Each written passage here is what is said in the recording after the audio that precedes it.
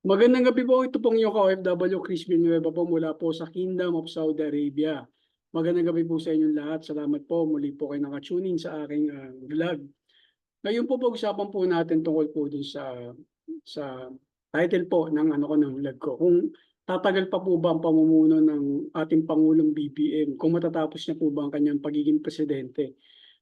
Ito pong mga katanungan po nito, medyo medyo critical po na tanong po to kasi kung nakikita po natin yung politics po natin, the sooner na nalalapit po yung pagtatapos po ng term po ng ating presidente, the more naman po na nagiging mas komplikado po yung mga nagiging political scenario po sa bansa po natin, yung mga political struggle po ba ng ating presidente.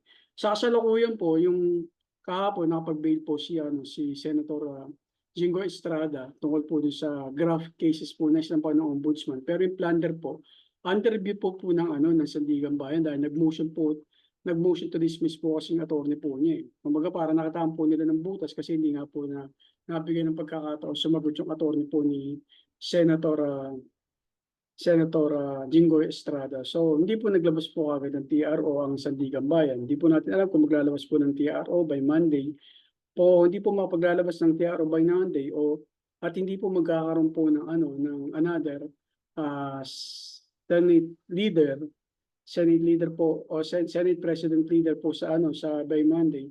Malamang si Senator Peter Cayetano pa rin po ang magiging Senate President, which is alam naman po natin lahat po ng gagawin po ni Senate Peter Cayetano para po mapabagsak po yung gobyerno po natin. Gagawin po talaga niya. Gusto po talaga natin yung po talaga yung pinaka-aim po nila yung masira po yung gobyerno po natin. At maiyo po talaga nila si Sara Duterte, which is yun naman po yung pinaka-aim po nila ever since po. Ngayon, nandiyan na po si Senator Peter Cayetano. Wala na po tayong magagawa unless mapalitan po siya, di ba? At katulong pa po niya si Senator Marcoleta po, yung talagang pinipilit po niya na magkaroon po ng boses yung mga senator po natin kahit wala po sila sa plenary. Gusto po nila kahit naka-online lang po sila. Kaya hayahaya lang po ba sa bahay? Pwede po silang bumoto at makasama po din sa sa Senate inquiry o Senate meeting o Senate ano po nila hearing po nila kahit na nasa bahay lang po. Siyempre, in particular po dyan si Senator Bato, yung fugitive po, yung pinaghahanap po ng batas, yung binibigyan po nila ng binibigyan po nila ng parang leeway o binibigyan po nila ng importansya kahit papaano po. Kasi nga po, nagtatago nga po, hindi po nila kinikilala yung, yung warrant of arrest po ng International Criminal Court, which is sabi naman po ng mga ibang mga veterano na mga constitutionalist at mga abogado po, legal po yung kasi international warrant of arrest po yun. Hindi po pwedeng baliwalain po yun ng gobyerno po natin. Ngayon, pinaghahanap na po talaga ng batas sinabi na po ng DOJ po yan na talagang fugitive na po si Senator Bato. Ngayon, pag-usapan po natin yung kasi ang tatanungin po natin yung presidente po natin kung napakatagal po niyang kumilos po talaga pagdating po dito sa mga ah, sangkot po dito sa flood control project po na to. Inabot po talaga ng almost 1 year. Almost 1 year kasi mag after June, July na po na po siya magsisona po ulit eh. Kung wala po mangyayari after sa before niya, ang sona po niya wala po siyang mapakulong ng mga big fishes. Talagang more on ah, salita lang po talaga yung Pangulo po natin. Although nakikita po natin siya nagtatrabaho. Pero ang Pilipino po kasi gusto po na talaga may action po. Kumbaga parang may mga kontrabida po talagang nakukulong. Kung wala po makitang kontrabidang nakukulong, parang makikita po nila na napaka-weak po yun.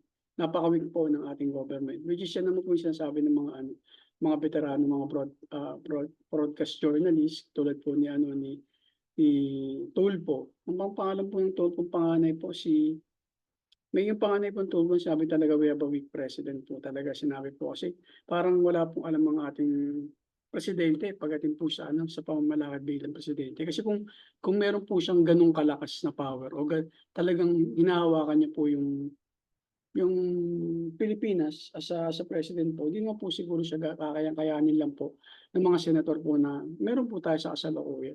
Lalo na po yung mga alam po natin ng mga ano, ng mga senator, ng mga pro-Sara na sinuportahan ng gobyerno para manalo during the election po. Na blindside po yung pangulo po natin do'n, lalo na po hindi po niya alam na ito po palang political manager po nila yung election manager po yata nila that time, hindi po niya alam yung kulay. Eh, recently lang po niya nalaman yung kulay na yun pala yung kulay, kaya kokonti lang po sa ticket po ng government, yung ticket po ng presidente sa Senate ang nakapasok po sa Senate. Eh, yun pa, sablay pa po yung iba, di ba po ba? So, kung hindi po magbabago ang presidente po natin pagdating po sa pagiging tough po niya as a president, eh wala pong mangyayari po talaga. Talagang babagsak at babagsak po ang kanyang image sa karamihan po ng mga Pilipino. Yung mga naging neutral nga nai-ins na nga po sa kanya. Kaya lang wala po tayong choice. Kailangan po talaga suportahan siya, otherwise kung matatanggal po siya, ang papalit po, mas worse. Kasi hindi po matatapos hindi po matatapos yung dilema ng Pilipinas eh. So, resbakan po 'to. Kung mauupo po si Sara, hindi po siya mai-impeach o hindi po matapos ng pangulo kanyang presidency, eh, malamang reresbakan po ni Sara ang ating pangulo. At gano'n din po yung mga congressman at senator na rumires na yun nga po yung nakikita po niya na naging hadlang po sa plano po niya o talagang nagiging problema ng pamilya po niya. Lahat po ng maaaring tanggalin, reresbakan po ni Sara po yan. Alam po natin yan po yung ano po niya ganyan po yung demeanor ng kaniyang pamilya po in particular po, di ba? Yung mayor po ng Davao po ngayon gustong kunin ang ulo ng Pangulo, which is gano'n din naman pong panawagan po ni Vice President Sara. So gano'n lang po, walang mangyayari, siguro mas magiging worse ang Pilipinas dahil makikita po natin na nagagantihan po pagtapos po mapatanggal ang ating presidente. So ngayon pa lang, Mr. President, sana magkaroon po kayo ng tough decision. Una po diyan yung pagpapadakip po talaga ng mga malalaking isda sa flood control project. Yung talagang sangkot po diyan, talagang makakasuhan na, maikulong na po kaagad bago po kayo mag-SONA, bago po magkaroon ng Senate, parang bakasyon po ng Senate po, mababalik na lang po kayo bandang SONA na po, 'di ba, yun po. So masampulan na po, para magkaroon po ng konting takot po sa gobyerno o konting takot po sa inyo. Kasi kahit na sa kabila ng marami po kayong ginagawa, natatabunan po yan ng corruption.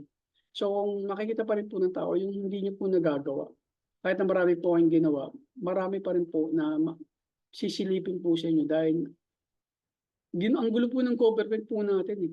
Parang wala na ang vice presidente, wala pang pangulo na napaka-tough pagdating po sa mga, siyempre kahit na sabihin po natin mga independent government body po yan. Pero dapat nandun pa rin po sa taas, di ba, yung presidente. Kaya presidente, dapat kahit papaano kontrolado mo yung executive, yung legislative, di ba? Kasi yung mga batas po na gusto mong pa-implement, dapat yun po yung na napapasa o kumbaga yun po yung nagkakaroon po ng priority para yung lahat po ng gusto niyo pong mangyari na sa ikagaganda ng Pilipinas, mapupush. Pero kung nangyayari po ngayon, nakaupo po si Senator, Senate President Peter Cayetano, lumalaban po sa inyo. Tapos yung mga po niya, mga kaalyado niyo po mga senator, lumalaban din po sa inyo. Ano po mangyayari po sa last remaining years po ninyo, almost 2 years na lang po. Mga parang lame duck na nga po kayo. Sabi niya, lame duck na po kayo. Mas magiging lame duck pa po kayo, di ba? Magiging powerless pa po kayo kasi mas umiingay po yung opposition po ngayon. Which is dapat hindi po nangyayari po yun kasi dapat on top of the pa rin po kayo. On top pa rin po kayo ng mga nangyayari sa mga sitwasyon. Although, ng panahon din naman ni Duterte, ganun din po. Pero sana ibahin po natin kasi marami pong nag-expect ng mga Pilipino na mapapanagot po natin yung mga nagkasala po sa Pilipinas. Mapatunayan po natin sa ibang bansa na wala pong impunity sa Pilipinas. At yung mga corrupt official po natin, mapakulong po natin. Yun po. Huwag po nating hayaan po na niyuyurakan po yung bansa po natin. Ang dami na pong fake news eh. Hindi po nalabanan ng ano, ng gobyerno po yan ng first to 3 years of your government. Talagang sobrang kumalat po yung ano, yung propaganda po. Kahit po yung kapatid niyo, pagsabihan niyo po kahit papaano, di ba po? Kahit na kahit na ate niyo po yun, dapat pagsasabihan niyo po yun. Yung ang tabil po ng ano, ng bunganga eh. Napaka-ano po, ewan kung ako po, kapatid ko po yun, naku malamang meron pong maangang po yung sasabihin ko po sa kanya, kasi hindi na po tama eh. Hindi na po tama yung pinagagagawa po niya at hindi po tama yung pinagagawa po ng mga kaalyado po niya para in protection lang po sa kay VP Sara po. So kung gusto niyo po talagang manatili President, makinig po kayo sa mga ano, sa mga wag po kayong makinig masyado do'n sa mga taong nakapaligid po sa inyo. Makinig po kayo do'n sa mga taong concern po sa inyo na kung paano niyo po mas mapapalakas pa po yung ano, yung power po ninyo. Yung remaining years of yung pagiging president po ninyo. Kasi natabunan po yung mga ginagawa po ninyo ng mga corruption po sa government nung panahon po ninyo. Aminin na po natin sa hindi, talagang marami pong corruption. Marami rin pong corruption sa panahon po ninyo. Mas na-open na po lahat. Mas kumbaga parang siyempre in-open niyo po. O alam niyo po yung mga tao hindi naniniwala na walang corruption po panahon ni Duterte. Kasi hindi naman po gano'n ka-open. Although open, sinasabi ni Duterte na may mga corruption pero walang napakulong. Pero sa inyo po, although may napakulong po kayo, natabunan po yun. Kasi parang malalang, parang hindi po kayo nag-i-exist po kasi pagdating po sa mga ganyan. Kaya konting tapang naman po. Hindi po ubrahin po, mabait lang po kayo, tahimik lang po kayo, di ba? Hindi kayo kumukontra sa mga sinasabi ng mga opponent po ninyo. Alam po namin trabaho kayo ng trabaho, kaya lang natatabunan po yung mga ginagawa po ninyo.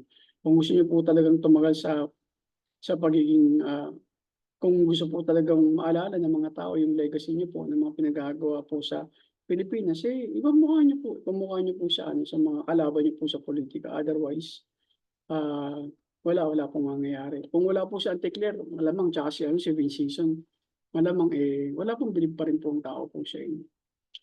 Iyon po.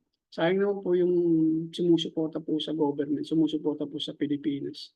Kung ito pong mga taong gumugulo po sa inyo, gumugulo sa Pilipinas, eh sila po yung mag-aari po. Lalo na po kapag tapos po ng termino po ninyo, di ba po? Ayaw po natin mabalik kung lagi na lang po magulo ang Pilipinas. Kaya po dapat habang nasa kapangyarihan pa po kayo, kung kaya niyo pong patuloy yung mga sungay ng mga opposition po na to na nanggugulo sa Pilipinas, gawin niyo na po. Simulan po ninyo sa kapatid po ninyo. Kailangan po, Mr. President, sana po, i-consider niyo po yung mga manood po kayo ng mga ano, mga mga interview po ba ng mga concerned citizen, mga interview po ng mga veterano, mga politiko rin po na concerned po sa bayan, lalo na po concerned, mapanagot po yung may mga kasalanan po sa bayan mula sa corruption, sa ah, human rights, di ba po? Nandiyan, dami po eh, dami po nakapaligid po na mga political analyst po eh. Makinig daw po kayo bukod pa po sa pinakikinggan niyo po dun sa palasyo. Yun lamang po, magandang gabi po sa ating lahat. Suportahan po natin palagi ang ating gobyerno, suportahan po natin ang ating presidente dahil yan po ay kakaayos po ng ating bansa. Kapag hindi po natin sinuportahan ang ating gobyerno at ang ating presidente, eh, babalik po tayo sa square one o sa zero. Lagi na lang pong gantihan, wala pong mapapanagot, lagi lang po nagsisimula, matatapos na lang po yung termino, naghahabulan pa rin po tungkol po sa gantihan po ba. Sige po, magandang gabi po. Ito po muli yung kabayan, Chris Villanueva po mula sa Kingdom Saudi Arabia po. Peace.